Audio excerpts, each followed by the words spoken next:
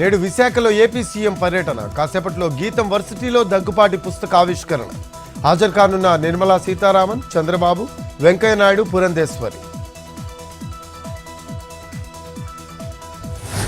సజ్జల ఎస్టేట్లో కొనసాగుతున్న ఆక్రమణ భూ సర్వే. 53 ఎకరాల భూమి ఉన్నట్లు గుర్తింపు. త్రిసభ్య కమిటీతో కలెక్టర్ సమావేశం. 2 రోజుల్లో సర్వే పూర్తి చేయాలని ఆదేశం.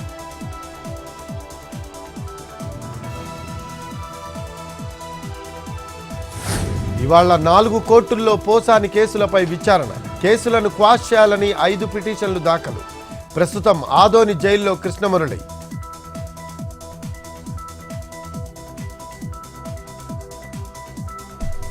వంశీ బెయిల్ పిటిషన్పై నేడు విజయవాడ ఎస్సీ ఎస్టీ కోర్టులో విచారణ. కిడ్నాప్ కేసులో అరెస్టై రిమాండ్లో ఉన్న వల్లభనేని మరో 10 రోజుల పాటు కస్టడీకి ఇవ్వాలని పోలీసుల పిటిషన్.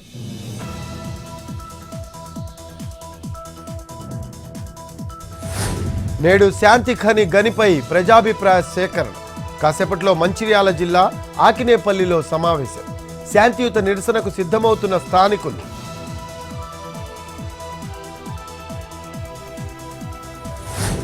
ఖమ్మం విఎం బంజర్లో బైక్ షోరూంలో విధ్వంసం.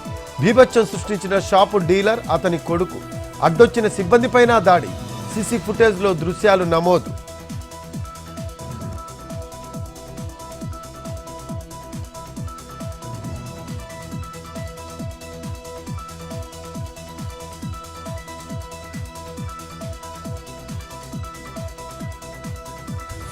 నల్గొండ జిల్లాలో బాలుడి కిడ్నాప్ కలకలం. ప్రభుత్వ ఆసుపత్రిలో 3 ఏళ్ల చిన్నారిని ఎత్తుకు వెళ్లిన దుండగుడు. 4 ఏళ్ల నుంచి హాస్పిటల్ ఆవరణలోనే నివాసముంటున్న బాధిత కుటుంబం. సీసీ కెమెరాలో రికార్డైన దృశ్యాలు.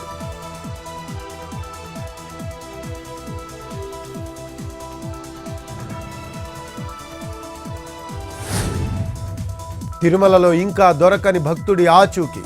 నిన్న నడక మార్గంలో లోయలోకి దూకిన వ్యక్తి. సీసీ ఫుటేజ్ ఆధారంగా సిద్ధారెడ్డి ఫోటో రిలీజ్ చేసిన పోలీసులు.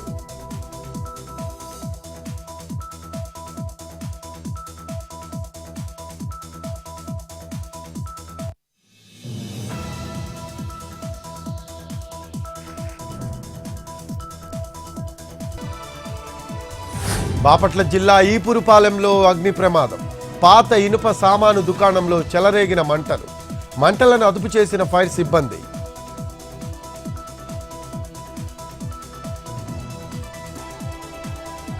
తెలుగు రాష్ట్రాల్లో భానుడి భగభగ. రోజు రోజుకు పెరుగుతున్న ఉష్ణోగ్రతలు. మార్చిలోనే 37 డిగ్రీలకు పైగా రికార్డు. ఉక్కపోతతో అల్లాడుతున్న జనం.